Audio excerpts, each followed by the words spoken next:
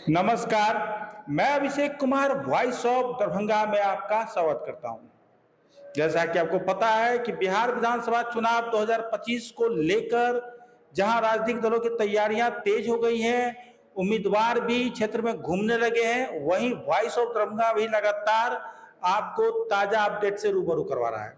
इसी क्रम में इस संबंध में आज हमारे साथ वार्ता के लिए मौजूद हैं मिथिला स्टूडेंट यूनियन के पूर्व जिला अध्यक्ष और मिथिलावादी पार्टी के नेता अभिषेक कुमार झा, जो लगातार सामाजिक क्षेत्र में सक्रिय रहे हैं और इस बार दरभंगा नगर विधानसभा से चुनावी ताल भी ठोक रहे हैं। सबसे पहले अभिषेक जी, आपका हमारे वॉइस ऑफ दरभंगा में स्वागत है। बहुत बहुत धन्यवाद आपको, जो आपने हमें अपने चैनल पर बोलने का मौका दिया, आने का मौका दिया। अभिषेक जी, तैयारियां चलती हैं, हम सीधे मुद्दे पर आते हैं। बहुत सारे मुद्दे हैं, कोई कहता है विकास हुआ, कोई कहता है विकास नहीं हुआ, समस्याएं भी बहुत सारी हैं, कुछ काम भी हुए और बहुत सारी समस्याएं भी हैं, होता है। लेकिन हर बार एक चीज आप देखते होंगे कि जैसा कि बिहार में खासकर ट्रेंड चलता है, दो ध्रुवीय आपको पोलिंग होता है, या तो इस पार या उस पार, जातीय समीकरण ये सब रखता है। ऐसे में मिथिला स्टूडेंट यूनियन से मिथिलावादी पार्टी बनी और इस बार आप लोग भी दावा ठोक रहे हैं। आप लोग जो दावा ठोक रहे हैं मैदान में, अपने आप को कहां देखते हैं, आधार क्या देखते हैं, किस आधार पे लगता है कि लोग आपको एक्सेप्ट करें? सीधा सवाल मेरा।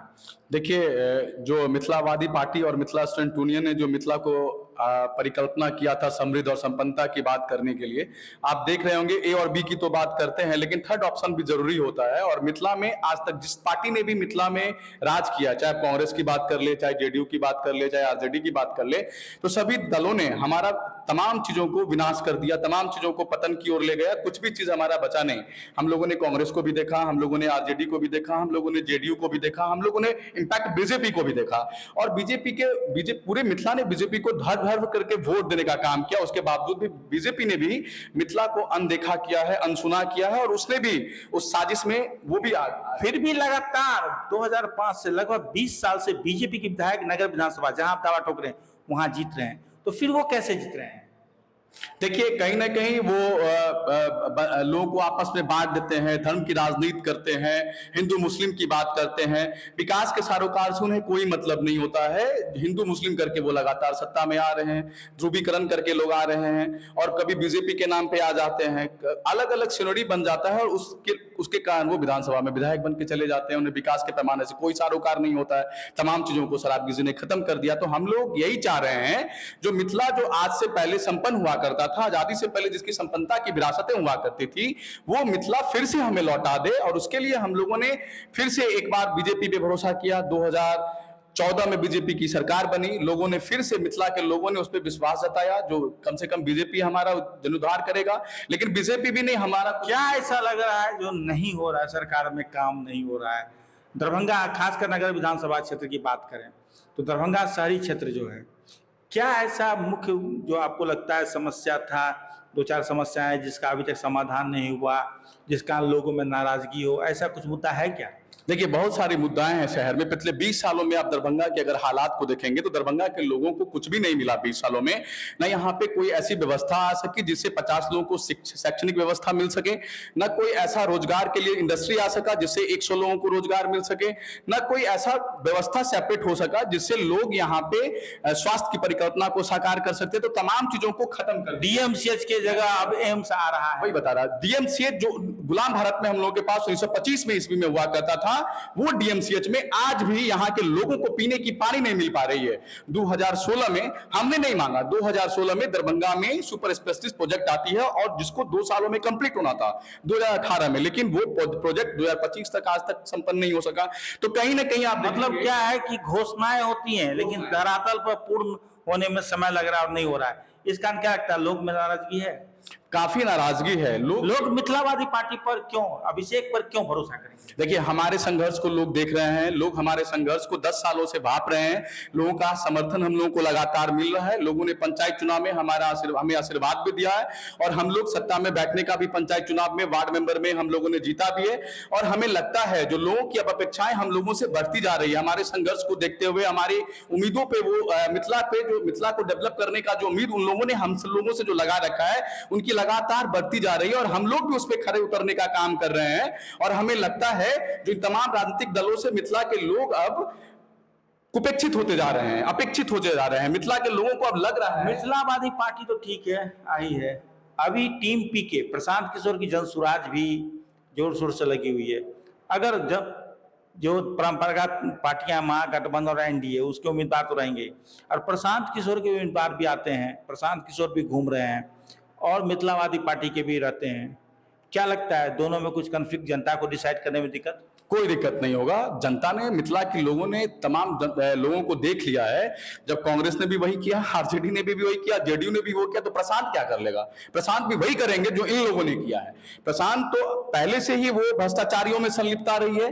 तमाम पार्टियों के ब्लैक मनियों को उन लोगों ने लेकर के, ब्लैक लिस्ट पैसों को लेकर के तमाम राजनीतिक दलों को सत्ता मिलाने का काम किसने किया? प्रशांत किशोर सब पर आरोप लगा रहे हैं। आप उन पर प्रशांत किशोर क्या आरोप लगाएंगे? भाई अशोक चौधरी की मैं बात कर रहा हूं। अशोक चौधरी चाहे मंगल पांडे की बात कर रहे हैं, वो अलग अलग दलों की नेताओं की बारे में बात कर रहे हैं, कभी संजय जायसवाल की बात कर रहे हैं। तो मैं पूछना चाहता, जो 14 में जब मोदी सरकार को वो लाई, तो एक दिन में कोई 200 करोड़ का अशोक चौधरी एक दिन में पैसा वाला नहीं बना है।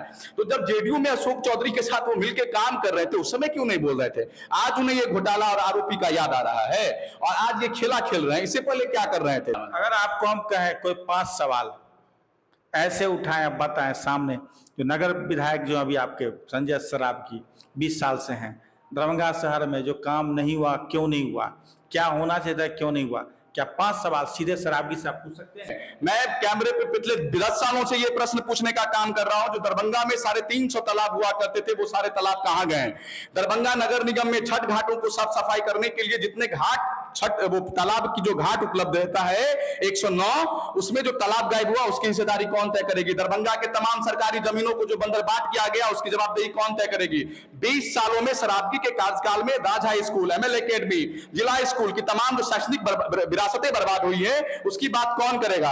आज ललित राय मिथिला विश्वविद्यालय के सिंडिकेट मेंबर आप पिछले 10 सालों से बने पड़े हुए थे, उसके बावजूद भी ललित राय मिथिला विश्वविद्यालय में शैक्षणिक अराजकता जो बना है, मिथिला के लोगों को जो अच्छी शिक्षा व्यवस्था नहीं मिली है, उसका जवाब कौन तय करेगा? उसकी जवाबदेही कौन तय करेगी? विकास की बात करें, सड़कें बनी है, करें, नाले बन रहे हैं रोज। आप भी नाले का लाइव दिखा रहे थे, स्थिति दिखा रहे थे, लगातार आप भी कमियां निकाल रहे थे। ओवरब्रिज क्या करें, जाल बिछ रहा है, तो क्या ये सब विकास नहीं है? 20 साल लगे शराबगी को एक ओवरब्रिज बनाने में। दरभंगा शहर में जो नाला बन रहा है, अभी बुडको जो प्रोजेक्ट कर रही है दरभंगा में, वो अराजकता का माहौल बना पर रखा है। हम लोगों ने दरभंगा के जिलाधिकारी महोदय को लिखा जो 50 सालों को ध्यान में रखकर दरभंगा में कंस्ट्रक्शन किया जाए। एक दरभंगा शहर में आप बोल रहे हैं रोड बन रहा है, क्या रोड बना है? कोई ऐसा सड़क नहीं है दरभंगा में जहां पे आप आवागमन करेंगे तो आपका किडनी, लीवर, फेफड़ा का मिलान ना होता।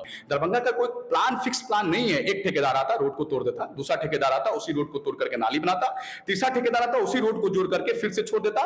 तो ये क्या हालात है? मैं पूछना चाहता जो दरभंगा शहर का प्लान से नहीं हो रहा है काम, प्लान से नहीं हो रहा है। दरभंगा महाराज ने 1962 ईस्वी में वो पूरा ग्राफ तैयार कर रखा था जो वीआईपी रोड कैसा होना चाहिए। एनडीए के शासनकाल में दरभंगा में एयरपोर्ट भी आया है।